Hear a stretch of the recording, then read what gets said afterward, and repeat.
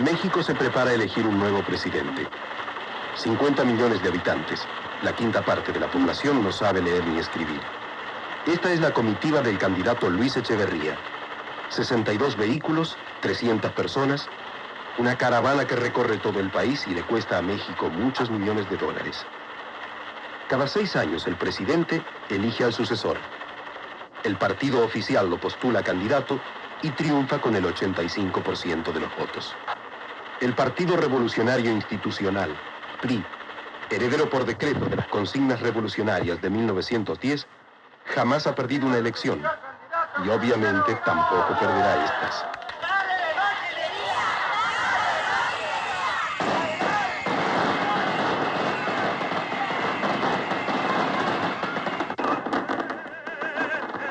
Una catarata de promesas se derrama sobre el país. La fraseología revolucionaria, la demagogia y el engaño caen sobre los mexicanos.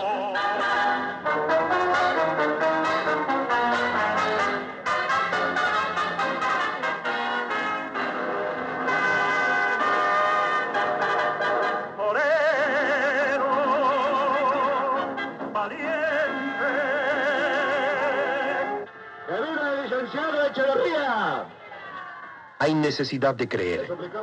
Creer que con este candidato la Revolución Mexicana irá más lejos. Que con este candidato comienza una nueva etapa de la Revolución Mexicana.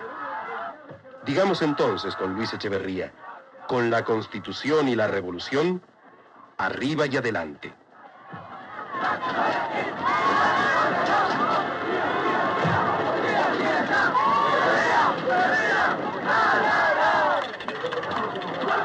Juventud del Valle del Mezquital, a quien la Revolución Mexicana ha brindado la oportunidad de poder educarse, encuentre en usted el hombre que sabrá dar un impulso al desarrollo de la emancipación femenina.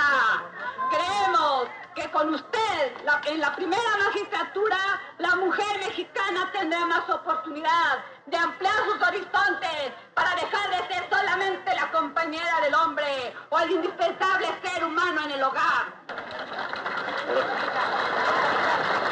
Compañeros de partido de Actopan y de toda esta región, si nuestro partido tuviera una seria preocupación respecto al resultado de las elecciones, si efectivamente nuestros opositores representaran un peligro electoral, que esto signifique de parte del pueblo la renovación de su fe en el gobierno de la revolución y de parte del futuro gobierno de la revolución, ese ofrecimiento que el pueblo nos está haciendo, no solamente de su voto, sino de la más amplia y entusiasta cooperación que deriva de su fe en el futuro.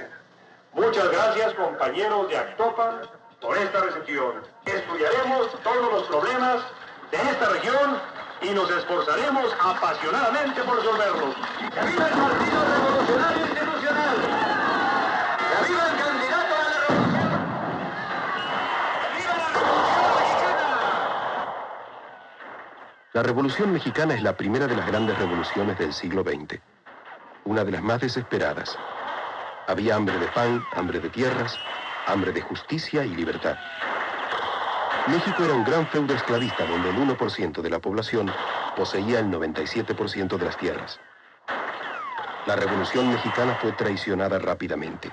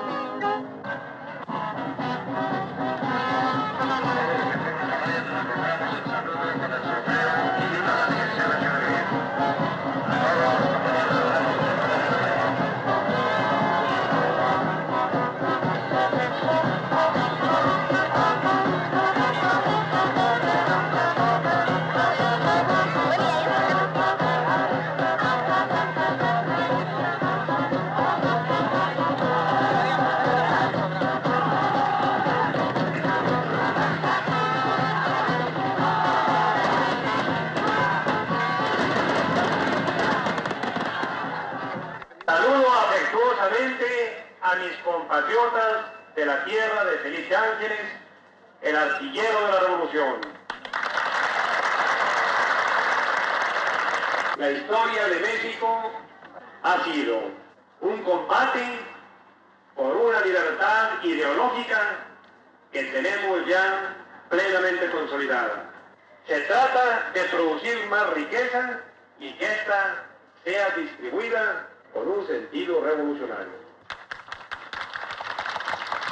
He venido a Hidalgo para decirles en nombre de la Revolución Mexicana que los principios de la revolución, que sus ideas, que su equipo de hombres que se renueva continuamente son suficientemente poderosos para que con un triunfo electoral que no se nos disputa el día de las elecciones, logremos avanzar con rapidez. Yo comentaba hace unos momentos con las personas con que vengo debatiendo esos asuntos, que qué grande fue el acierto de la Revolución Mexicana. En 1876, Porfirio Díaz entra al poder para consolidar los intereses de la oligarquía. Una pequeña aristocracia terrateniente, despótica y cruel, constituía la élite del poder y mantenía esclavizada a la gran masa de los campesinos. Porfirio Díaz abre las puertas a la voracidad del capitalismo angloamericano. En esos días, México inicia su vida de país semicolonizado. En 1910, después de 35 años de dictadura feroz, Francisco Madero declara la insurrección contra Díaz. Las condiciones para una revolución ya estaban maduras. La rebelión fue incendiando todo el país y los grupos rebeldes iban incorporando a sus filas excelentes tiradores y diestros jinetes hasta formar guerrillas que terminaron por derrotar al ejército. En 7 años, esta lucha sangrienta dejó un saldo de 1 millón de muertos.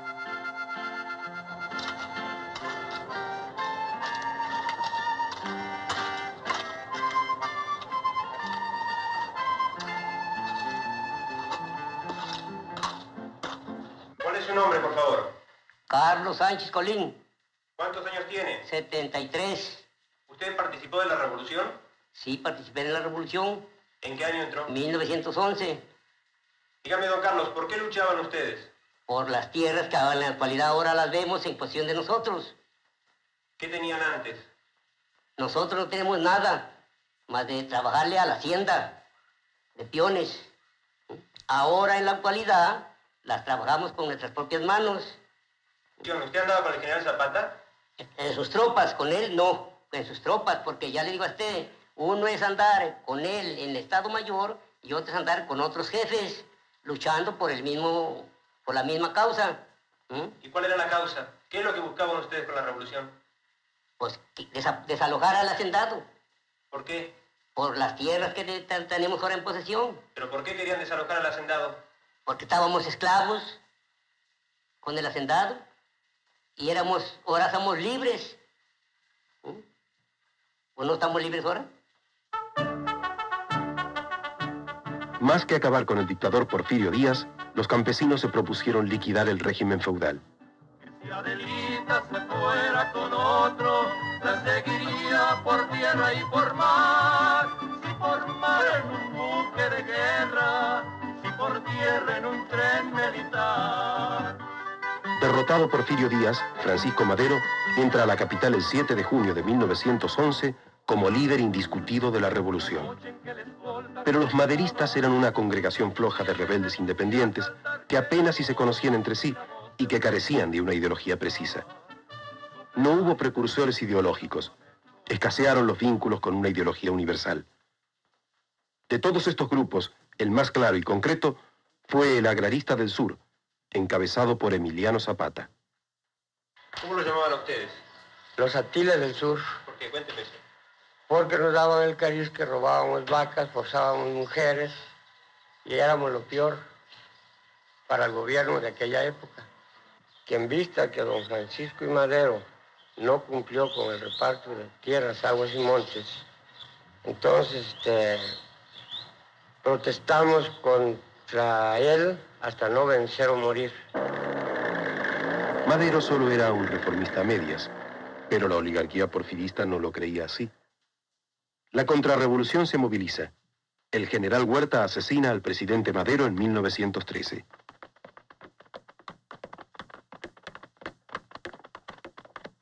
Huerta instala una dictadura neoporfirista. La lucha continúa. En el norte, el general Venustiano Carranza inicia las acciones contra el gobierno al frente del ejército constitucionalista. Por la misma causa combaten Pancho Villa, Álvaro Obregón, Emiliano Zapata. Los pueblos, cuando comenzaron a conocer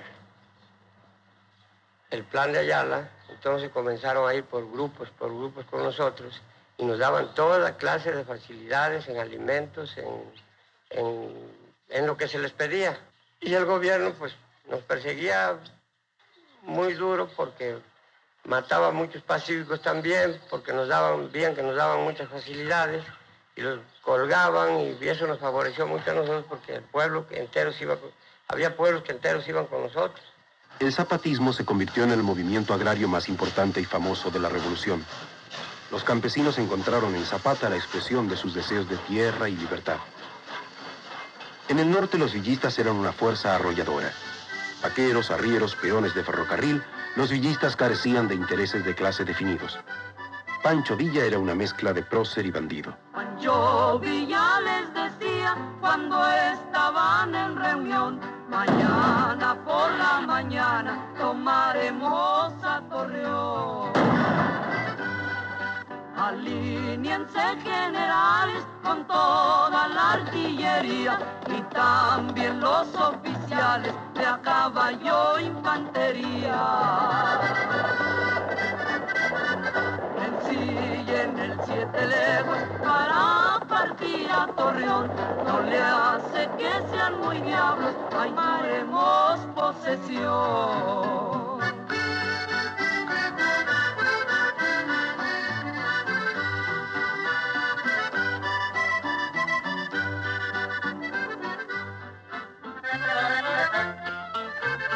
Voy a cantar un corrido de un amigo de mi tierra.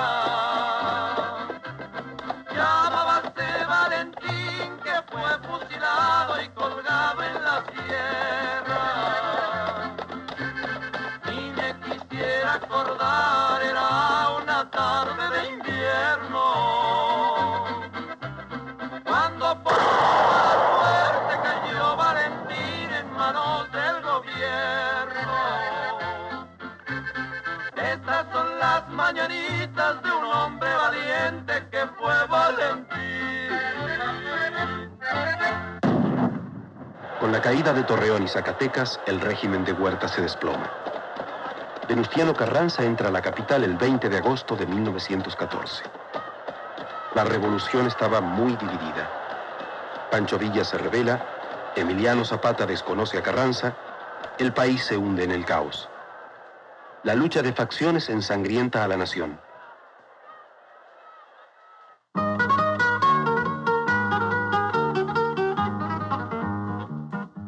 El 6 de diciembre de 1914, las fuerzas de Pancho Villa y Emiliano Zapata ocupan la capital.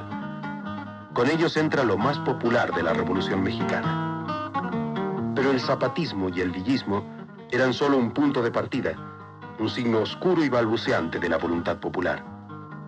El espontaneísmo de las masas no es suficiente para consolidar el poder. Allí más que nunca la falta de una ideología precisa hizo derrumbar lo que podría haber sido una auténtica revolución. Si las grandes masas no tienen como objetivo la transformación de la sociedad, fracasan en la toma del poder. La burguesía que sí tiene ideología, espera su turno.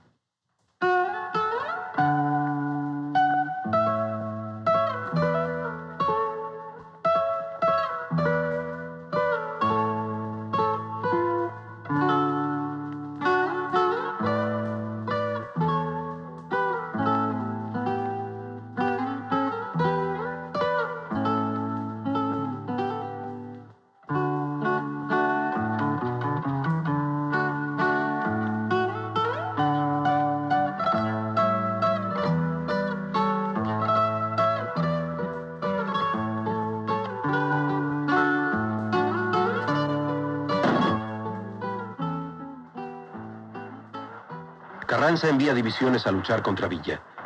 El general Obregón derrota al Centauro del Norte.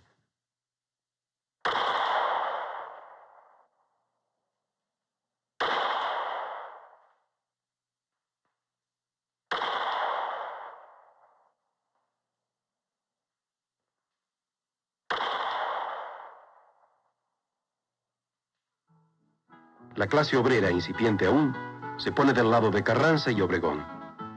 En 1915, la Casa del Obrero Mundial, dirigida por anarcosindicalistas, decide formar los batallones rojos para luchar contra Villa.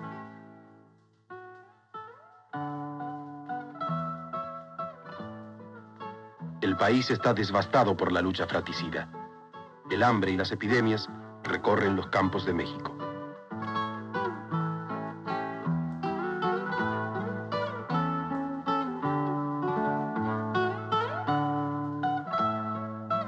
Venustiano Carranza fue el verdadero triunfador de la Revolución Mexicana. Su habilidad para manejar las situaciones políticas lo llevan a la presidencia. Triunfante el carrancismo con los plácemes de la burguesía, Carranza hace muy poco por repartir las tierras. En 3 años de gobierno, solo se reparten 200.000 hectáreas. Los obreros hacen huelgas y son reprimidos brutalmente.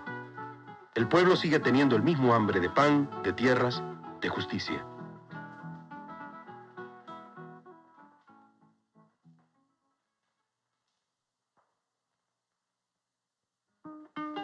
Zapata continúa en el sur la lucha por las tierras. Los ejércitos no pueden contra la guerra de guerrillas. Entonces se trata de acabar con el zapatismo, asesinando a Emiliano Zapata. Don Venustiano Carranza giró las órdenes a Pablo González, que era el jefe de operaciones de aquí del estado de Morelos, a que fuera muerto el señor general Emiliano Zapata como diera lugar. Se acomodaron en la traición, que hasta cierto punto da vergüenza. Pues fue un plan que le pusieron desde antes, porque Zapata lo mandó perseguir Jesús Guajardo en los cerros, pero allí nunca pudieron matarlo. Entonces, acordaron, ¿verdad?, de que Guajardo se rindiera con Emiliano Zapata para ver si allí lo podían matar. Y le decíamos, general, lo van a matar. Y no nos hacía caso. A ver tú, échate adelante, se echó adelante la esteche. Cuando iba llegando al portón, le hizo la caravana, los que estaban arriba, nomás eran 2. Tocó un clarín allá arriba, y cuando tocó el clarín, se paran como 30 en un pretil que había como ahora y le tiran el descargue a Zapata, el cual lo balazos aquí. El caballo lo rayaron aquí en Lanca. Total, 7 balazos sacó el caballo. Zapata, todavía le levantó la rienda al caballo, para arriba, le paró de manos al caballo. Pero en el aire se le acabó la vida de Zapata y se fue de este lado. Se peleó tierra, agua, justicia y libertad. ¿Y qué tienen ahora? Las tierras, la libertad y la justicia, cuando la quieren hacer y cuando no, no la hacen. ¿Sí? ¿Pero de quién son las tierras, en realidad? Del gobierno. ¿Por qué? Porque es el gobierno, sobre la tierra es el gobierno el dueño de todo. Nomás las tenemos prestadas para mantenernos. Efectivamente, la Revolución Mexicana repartió las tierras entre los campesinos, pero en forma desigual. Solo el 50% tiene tierras. El resto, 3,5 millones, trabajan las tierras de otros. No se les dio agua para riego, ni maquinarias, ni ayuda. Los campesinos continúan trabajando con métodos primitivos las escasas 5 hectáreas que les dio la Revolución. En el sureste, en Yucatán, la situación de 500.000 mayas no puede ser peor. Nada ha quedado de su fabuloso imperio. En Palenque la selva lo cubre todo. Los templos y los palacios han quedado aprisionados por el follaje y navegan semisumergidos en el mar vegetal. Los grandes bajorrelieves conservan el dramatismo, la belleza y el espíritu de la raza maya.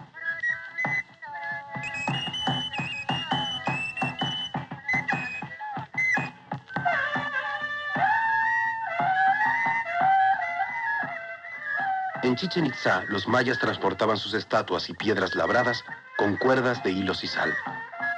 Con aquella fibra prepararon trampas, construyeron arcos, tejieron redes y ataron a sus prisioneros.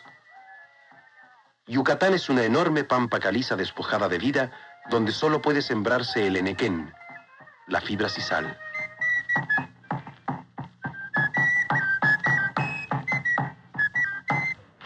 En 1875 se empieza a utilizar el hilo sisal para atar las cosechas de trigo. Las insaciables máquinas cosechadoras devoraban millones de metros de binder twine. El ridículo precio que las compañías norteamericanas pagaban por el hilo sisal solo se pudo mantener debido a que los campesinos mayas trabajaban en las haciendas en condiciones de esclavitud. En 1900, la banca Morgan decide formar el monopolio de la International Harvester, llamada a ser la principal compradora de sisal. La primera medida del monopolio fue bajar aún más los precios del enequén. Los productores estaban tan encadenados al imperialismo como sus propios esclavos. Aquí, como en todas las haciendas, existió la esclavitud en la época de Porfirio Díaz, en la época del porfiriato. Y aquí este señor, don Gregorio Tzul, fue uno de dichos esclavos. En la esclavitud, Bishanikachi, más presidente, Don Porfirio Díaz. más gobernador. Olegario Molina. Y entonces este señor era el esclavo. En esa época existía, dice él, la fajina. No paga nada. Había haciendas donde se hacía la fajina en la mañana y se hacía en la tarde. Los sirvientes, Trabajador. los trabajadores, porque no se vuelve a decir, hasta que no vuelve a decir, se jalaba arriba, hasta que dice no hay, pues lo baja otra vez. Cuando triunfó la revolución, vino Alvarado entonces, y entonces estaba haciendo justicia en esa justicia, época, para acabar con la esclavitud. Está acabando la esclavitud. Pero para don Gregorio Tzul, la esclavitud no acabó. Tiene 73 años y debe seguir trabajando para no morirse de hambre.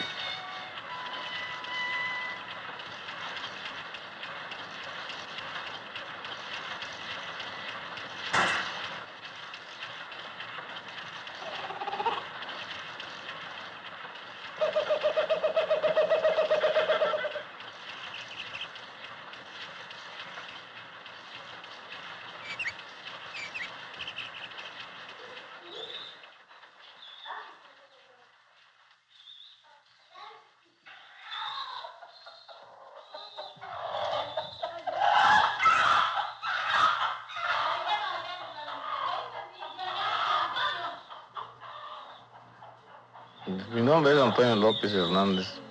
Nací en Mérida, Yucatán. Mi vida pues ha sido muy azarosa porque quedé huérfano muy pequeño. Pues de chico empecé a vender periódicos, a limpiar zapatos. Y ahí me fui haciendo hombrecito, a luchar por la vida. Pues ahí llegué a la edad de 28 años, en que empecé a formar hogar. Y busqué una compañera. Hasta la fecha te contamos con 11 chamacos vivos, 9 y 2 fallecidos.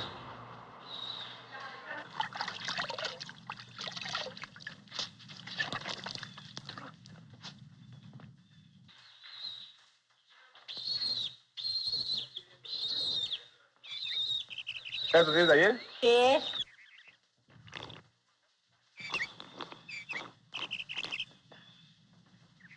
¿No hay más que esta? No hay. Ahora, Es la otro lugar es más sencillo porque así no endurezca mucho. ¿Qué voy a decir? Pues, compra azúcar o café, alguna cosa. Porque Si no hay, ¿cómo lo voy a comprar? ¿Por qué lo voy a comprar? con piedra ya que no se gana para comprarlo, ¿y cómo?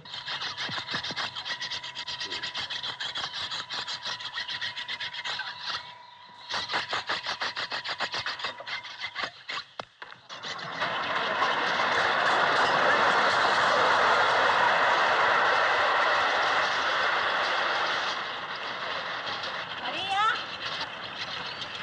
Chayo, ese molino que muera don Daniel. Chayo. Tómalo. Que lo muera rápido don Daniel. Ya es tarde. Pero lo muela bien porque torten pronto. Vale, está bien.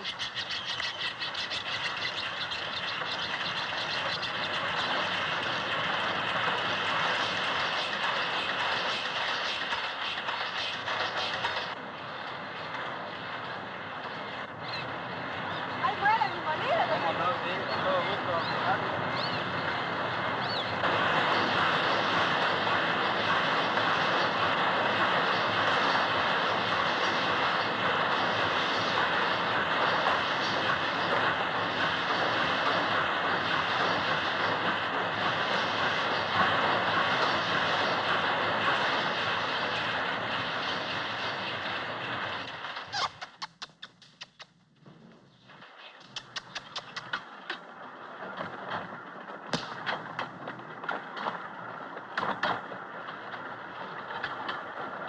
yo trabajo aquí desde hace 24 años. Pues nos correspondió a 4 hectáreas de terreno cada quien. Pues claro que mientras más somos, la tierra no crece, que mientras más somos, pues menos ganamos. Vivimos completamente sumidos en la miseria porque pues, no se alcanza para vivir. Prácticamente se vive porque pues, ya parece que por un milagro. Pues se alcanza para comer, no alcanza para vestir. Vestir y comer no se puede. No hay, no da. Tiene el gobierno federal dado al campesino la mentira de que son dueños. Todo el campesino es dueño de sus tierras, pero del producto no. Y de esa forma pues no se puede vivir más que ver un cambio radical completamente. Que se borrase por completo todo lo que está hecho y se principie con otra nueva estructura. Quito a Juan y pongo a Pedro, pues yo los quito, yo los pongo, yo los manejo. Tendría que haber una nueva estructura, un nuevo sistema. El sistema que hay actualmente ya es viejo, ya no ha dado resultado más que a los políticos de alta escala. Al finalizar la Primera Guerra Mundial, el Enequén fue robado de Yucatán y aclimatado en Kenia y Tanganica. Los monopolistas preferían cultivarlo en una tierra donde los hombres eran más pobres y estaban aún más esclavizados que en Yucatán. Cuando la reforma agraria llegó a Yucatán, los terratenientes se apresuraron a fraccionar aparentemente sus grandes propiedades y las registraron a nombre de sus familiares o de prestanombres, como ocurrió en el resto del país.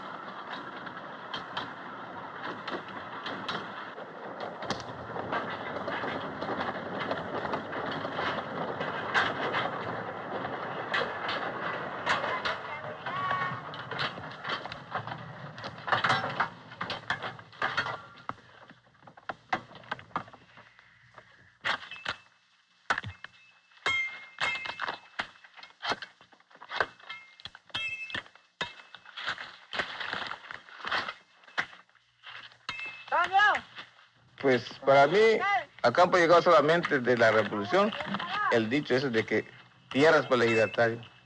Los productos de las tierras no lo ve el ejidatario. De que labora la tierra no le ha llegado el beneficio de la revolución. No lo hemos visto. Nos quemamos la espalda de 5 de la mañana a 12, 1, a 2 de la tarde. Y de ahí no pasamos de frijol y tortilla. Pues no fue, sino que está traicionada. Está congelada completamente. En la tarde comemos solamente tortilla con café. Pues en la mañana no desayunamos. Hasta el mediodía sí hay para la vianda. Si no hay que ser un huevo, 2 huevos para todos ellos. Un poquito y ya está. Él a veces sí como dice que coman mis hijos, ese tienen que ser, que yo no como. Me conformo con un poco de masa que me bata así, con eso. Eso toma y se va a trabajar. Acá las tortillas viejas voy a almorzar. Aquí las tienes.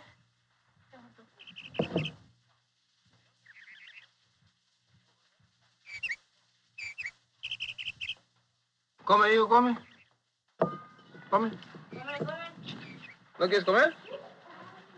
No, mueve la chola, pues no abre.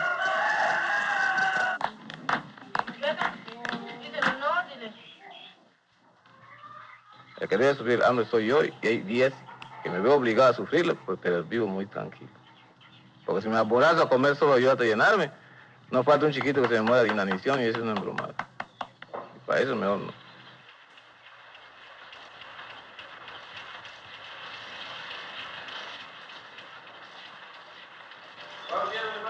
Buenos días. Mira, a ver si puedo hacer un servicio. Necesito que me facilite 20 pesos.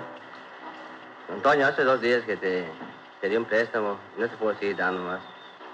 Debes de comprender que mi situación es bastante crítica y eso lo hago para poder vivir. La semana que viene me descuento lo que debo y la próxima semana pues me facilita usted para seguir la otra. Un poco mejoría que hay en el trabajo, pues le saldo toda mi deuda. Cuando pues alcanza semanalmente no sobrevive uno más que para no morirse de hambre. ¿Cómo lo vamos a hacer? Trabajo, ¿no? Me lo descuenta usted y después pues, me facilita otro día a otro para pasar la semana siguiente y así sucesivamente hasta que mejore la situación. Es cuestión de buscar remedio a la vida. Bueno, todavía te voy a dar los 20 pesos, ¿no? Acá lo anoto.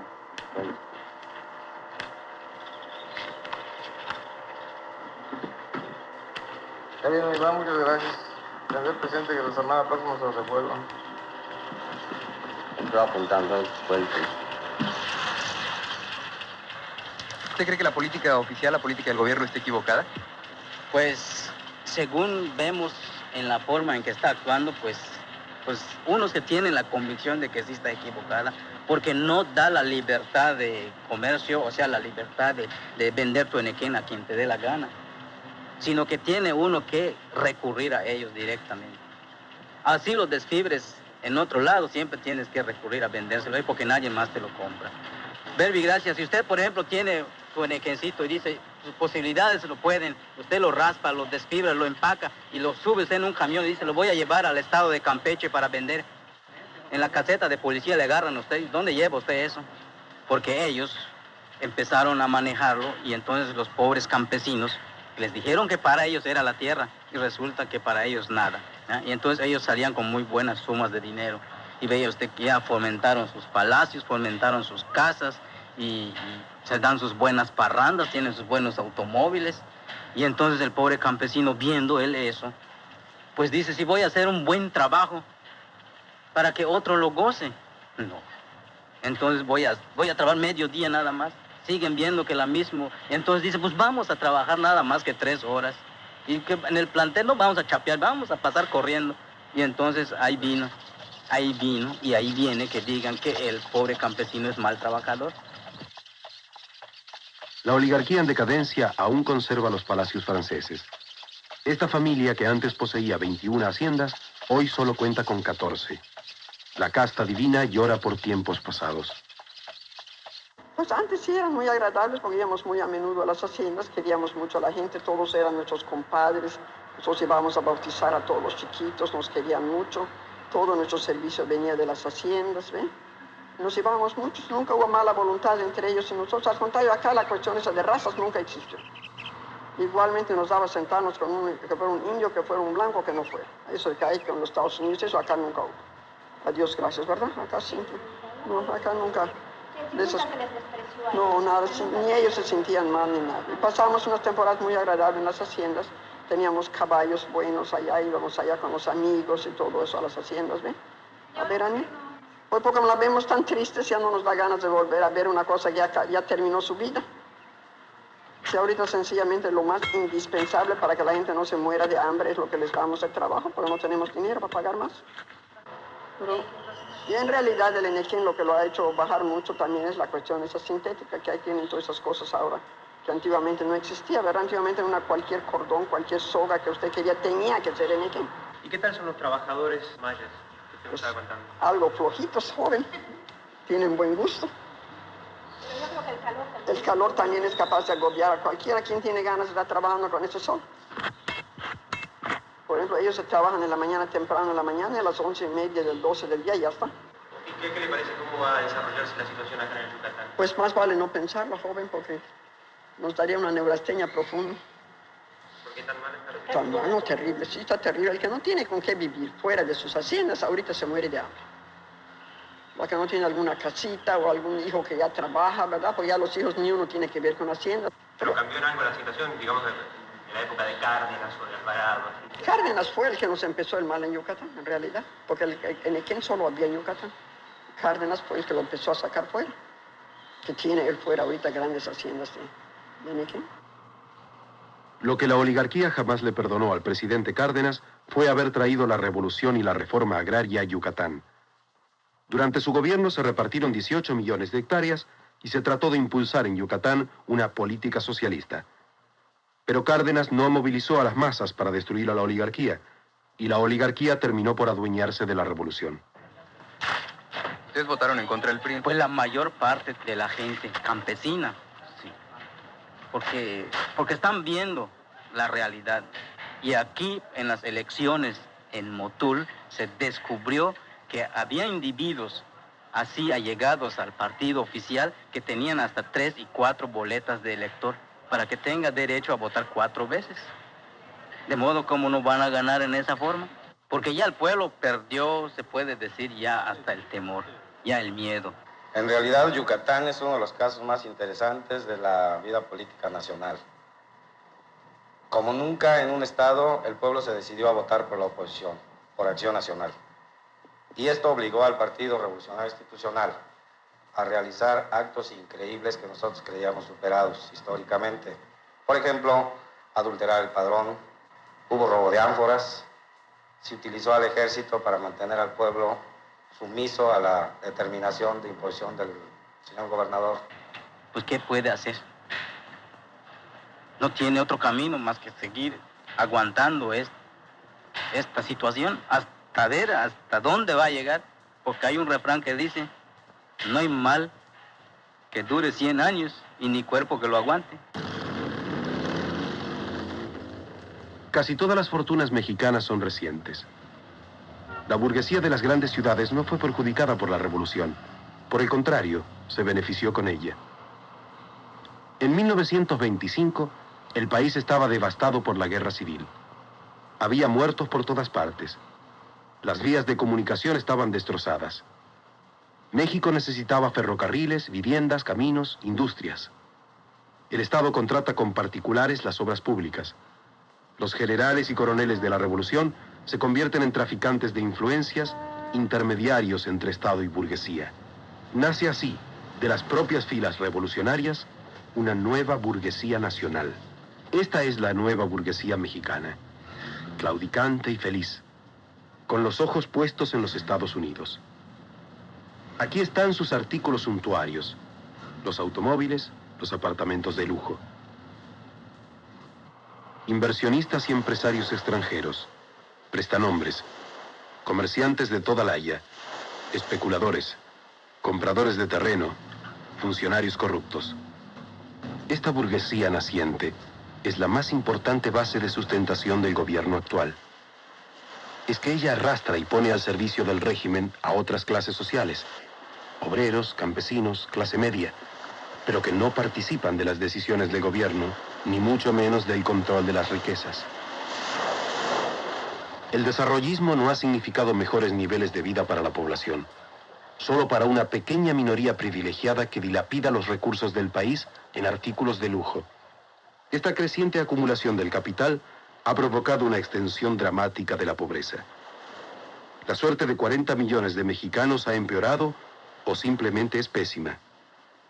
Si la Revolución Mexicana en los primeros 60 años no ha podido rescatar de la miseria más atroz al grueso de la población, ¿cómo esperar que en los próximos 60 años la situación mejore?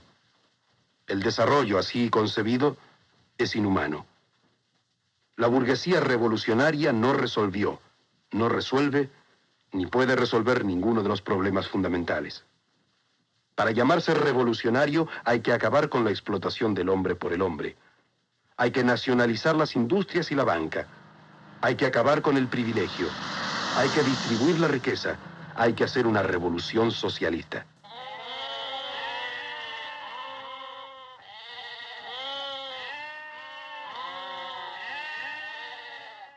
Las comunidades indígenas en México tienen las características de una sociedad colonizada. En la zona de San Cristóbal de las Casas, Chiapas, un grupito de ladinos explota a los indígenas cultural y económicamente. El despojo de tierras a las comunidades indígenas cumple la finalidad de la sociedad colonial: convertirlos en peones o asalariados. Los indígenas están marginados del desarrollo, de la cultura, de la política. Poseen tierras de acentuada pobreza agrícola, animales raquíticos, insalubridad, alta mortalidad infantil, analfabetismo. El ladino les fomenta la prostitución y el alcoholismo.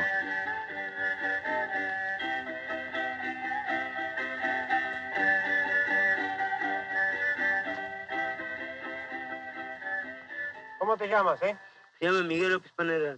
¿Y a dónde llevas esta línea? Voy a llevar a San Cristóbal a vender, comprar un poco de sal, voy a comprar un maíz, voy a comprar un poco de frijol, voy a comprar un poco de chicharrón,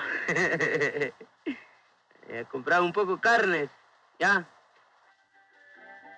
No sabemos hablar, no sabemos escribir, no sabe apuntar, cómo se llama, mi nombre. Tenemos tres hijas, una Domincas, una Manuelas, una María, ¿ya?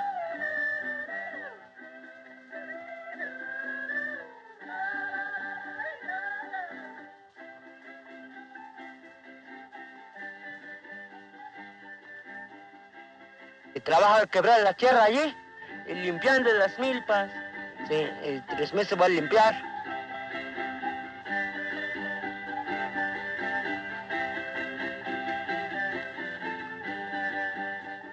Subhombres, borrachos del alcohol blanco, los indígenas forman parte del gran grupo de marginales que no tienen nada.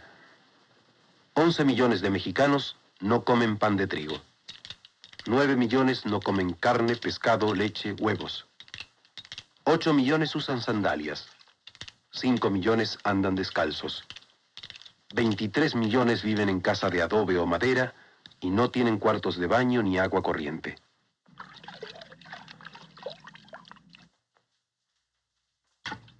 Poco.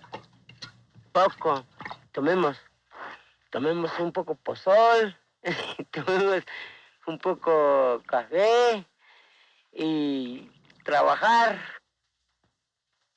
Es mi mamá, está enfermo, está velo en la cabeza y el cuerpo, no puede caminar, no puede descargar leñas, no puede y quebrar las tierras, no puede.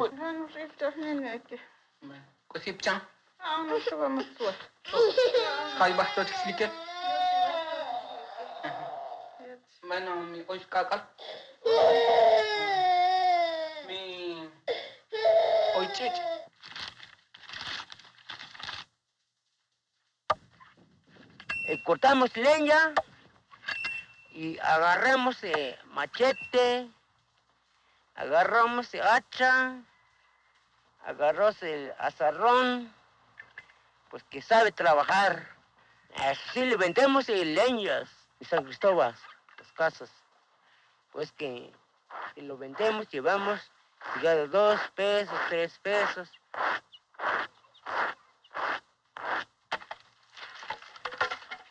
Cortemos con la hacha, cortemos con la macheta y a cargar. Vinimos y por acá, aquí, cargar, pues que cargar como 15 leñas. Pues que me vino por acá.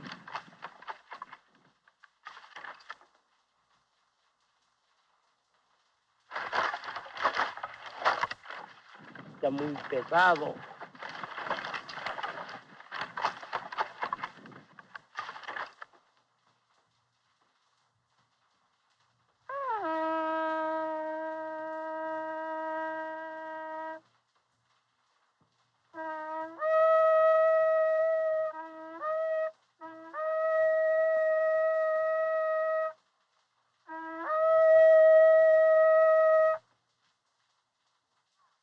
López Panela es autoridad entre los chamulas y es llamado a resolver un pleito en San Juan Chamula.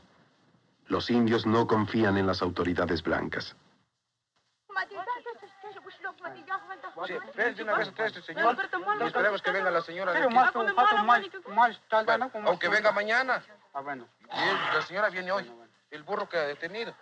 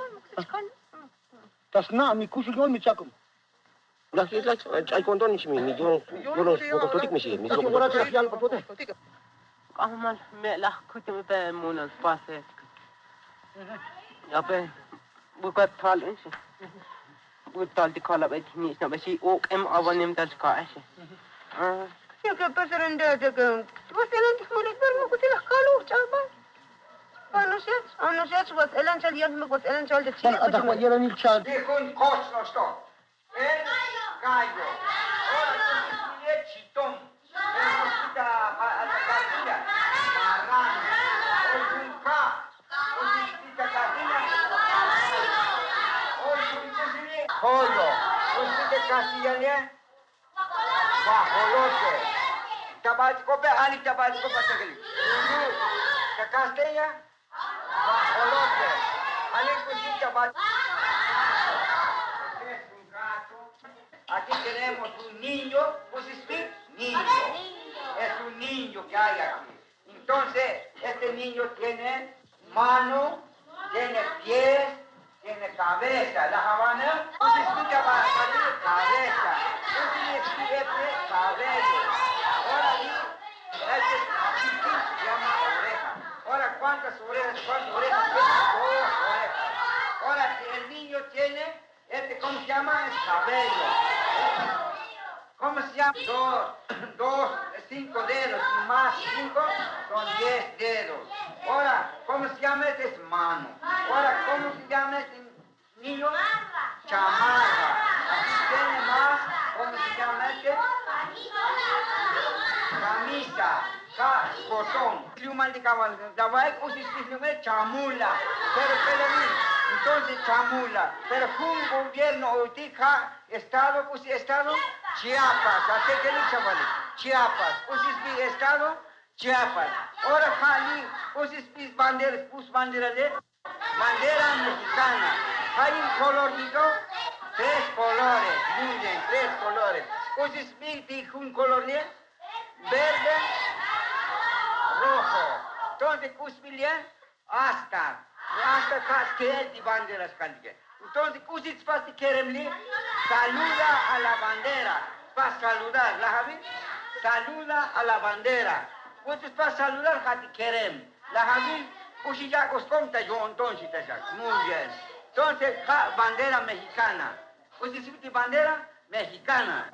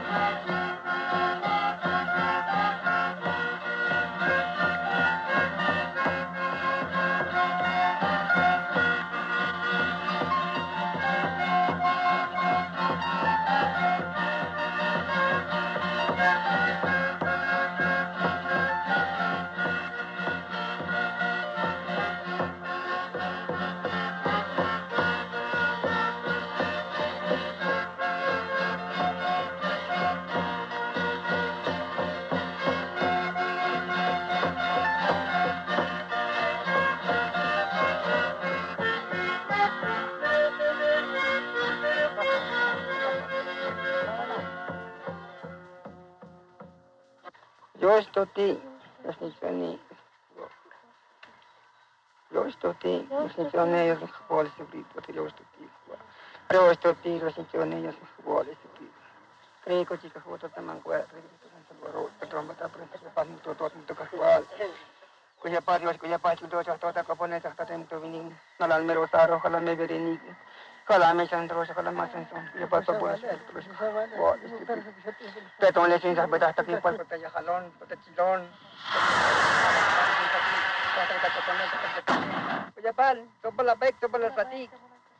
Totan Bartol, Totan Alan, Totan Molol, Alan me maladena, Tota Yolte, Tota Rapich, ya pasó por otro la pasa a ti. Rico chica Juan, Tota Mangue, Totan Salvador, Rico chica Juan, Totan Beca, pero hasta que puedan. Tota Mangue, Totan Salvador. Somos ignorantes nosotros, somos unos ciegos que no sabemos ni sabemos que vivimos sobre la tierra, pero no sabemos las cualidades de nuestro gobierno. Nosotros trabajamos la tierra porque así nos tocó por suerte toda vivir y nos dieron el peso de su tierra para trabajarla, para mantenernos. Pero ya ahí en fuera, ya cuestión del gobierno, solo ellos saben cómo llevan sus negocios. Nosotros trabajamos y no sabemos ni cómo ni cuándo. El control que ejerce el PRI sobre el país es total.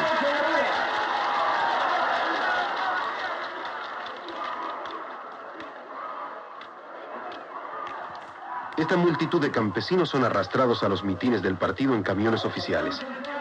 No tienen la menor oportunidad de negarse.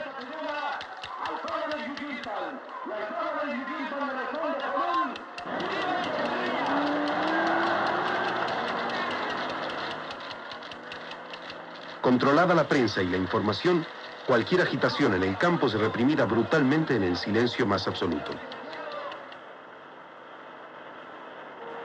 El campesino se dice a sí mismo: por unas pinches elecciones yo no me voy a quedar sin trabajo. De todos modos, el PRI va a ganar. El partido, que ha hecho de la revolución una institución firme e inamovible, llega hasta los lugares más apartados del país. Amatenango del Valle, 3.179 indios celtales dedicados casi exclusivamente a la alfarería artesanal. Las tierras que les prometió la revolución jamás las han visto. Aún siguen en manos de un terrateniente ladino.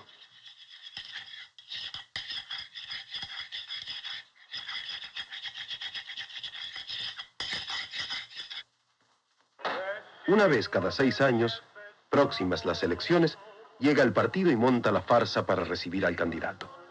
Consigue la comida, la cerveza, la orquesta y empapela la aldea con retratos de un hombre que jamás han visto y que será el diputado por la aldea. El PRI tiene creada la ideología de la pancarta. La pancarta representa la posibilidad de ser visto cuando llegue el candidato. Tal vez mañana el cacique político le diga: «Has estado bien, Fernández. Te vi levantar la pancarta».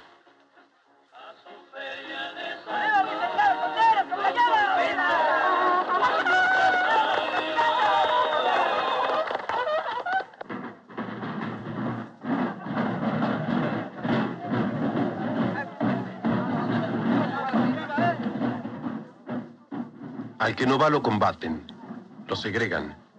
Ese hombre que no está organizado ni tiene una ideología que sustente su inasistencia, vuelve al redil.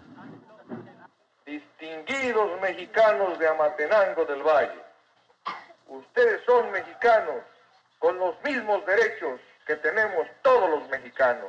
La Revolución Mexicana, la que se pronunciara con Obregón, con Carranza, con Zapata, con Villa, es hecha precisamente para los económicamente más débiles, como ustedes. Pretende que cada día haya menos pobres y que los ricos sean cada día menos ricos.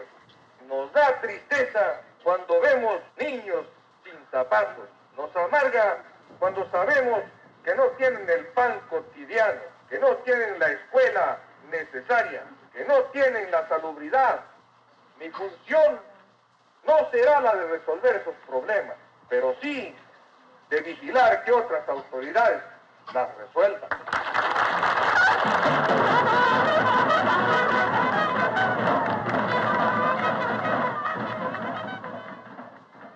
El que está recibe un cuaderno, el que no está no recibe nada. El largo brazo del PRI llega hasta la choza más humilde.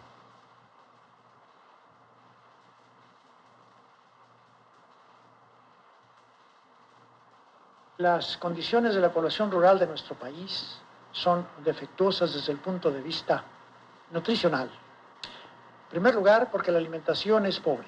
Es pobre no tanto en calorías, pero pobre en proteínas. La desnutrición que existe es una desnutrición proteica. La cantidad de proteínas que consume el pueblo es inferior a la que pudiera estimarse como cifras recomendables, pero lo que es más grave es que estas proteínas son de mala calidad porque no tienen proteínas de origen animal. La composición de la alimentación mexicana es fundamentalmente de maíz, frijol, algunas frutas y algunas legumbres, pero fundamentalmente maíz. El pueblo consume 400 gramos de maíz por persona y por día, y este alimento es el más pobre de los que puedan consumirse en el mundo. Casi tan pobre como lo que pueda tenerse en las hierbas que crecen en el campo. La clase obrera que formara los batallones rojos para pelear en la revolución es otra de las bases de sostén del gobierno. La asistencia a la manifestación del 1 de mayo es obligatoria. Los que no concurren son anotados en planillas y reciben sanciones. Los sindicatos no pueden oponerse a la política oficial.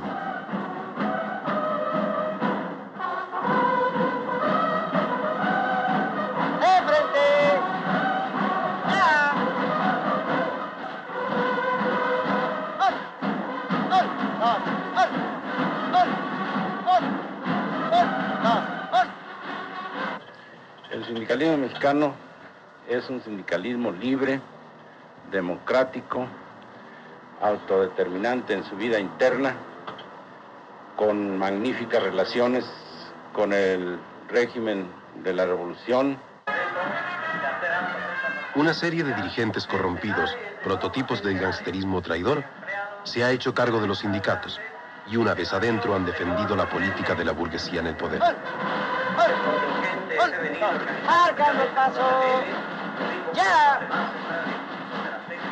Los de la CRO, los de la CRO, los de la Confederación Revolucionaria de Trabajadores.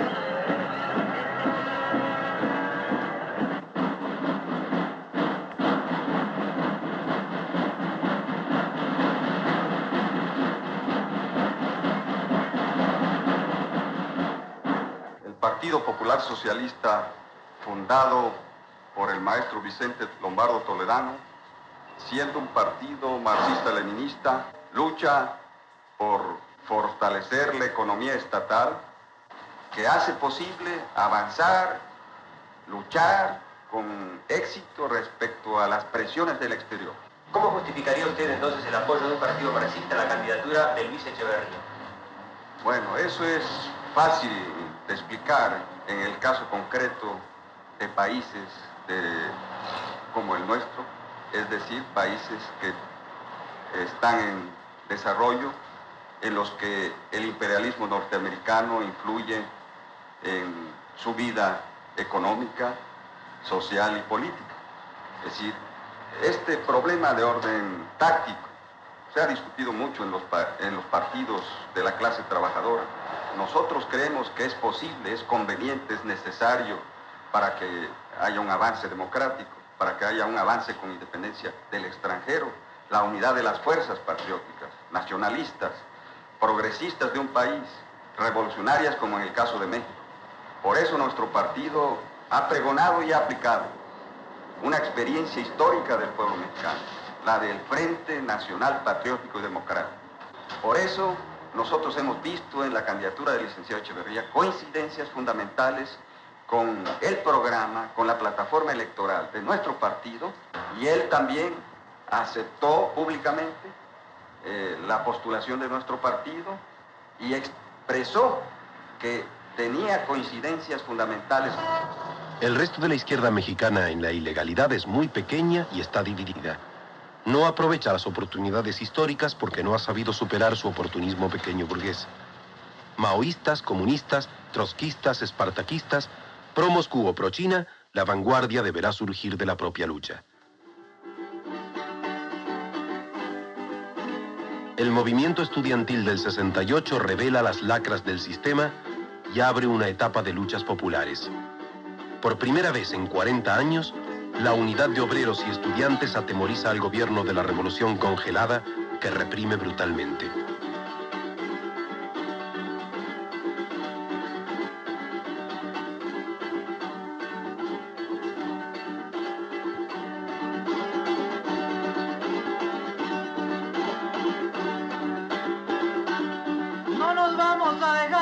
Aceptar el reto y para pronto acabar que chingue su madre cueto.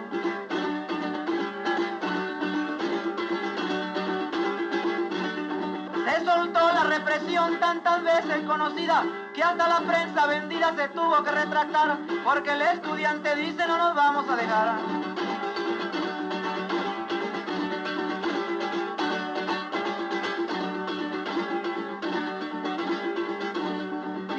La verdad pura sin afán de molestar, Díaz Ordaz quiere acabar con la ciencia y la cultura.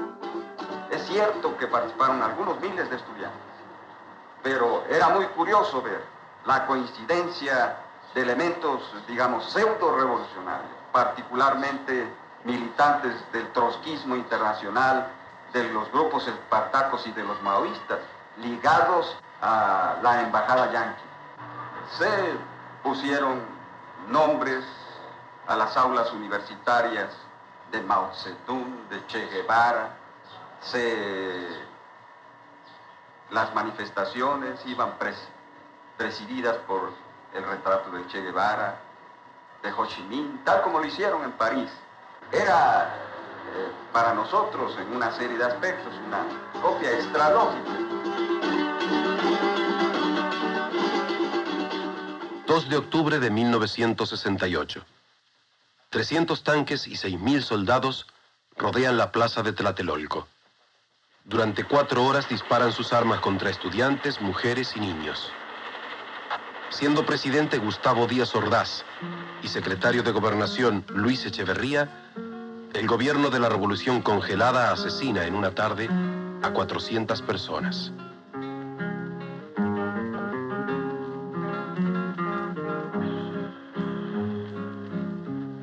Para que nunca se olviden las gloriosas Olimpiadas, mandó a matar el gobierno 400 camaradas. Hay plaza de Tlatelolco, como me duelen tus balas. 400 esperanzas a traición arrebatada.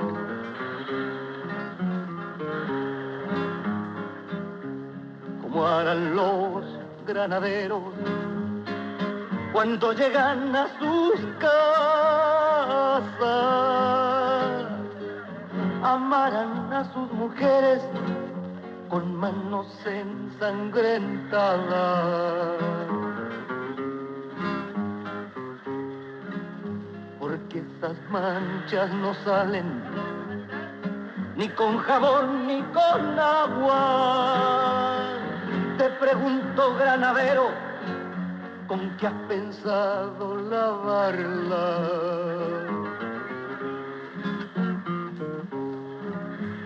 Los estudiantes caminan con la verdad en la mirada. Nada podrá detenerlos, ni las flores ni las balas. Para sus muertos le llevan acciones, no más palabras. Para que nunca se olviden de esa tierra mexicana, mandó a matar el gobierno 400 camaradas.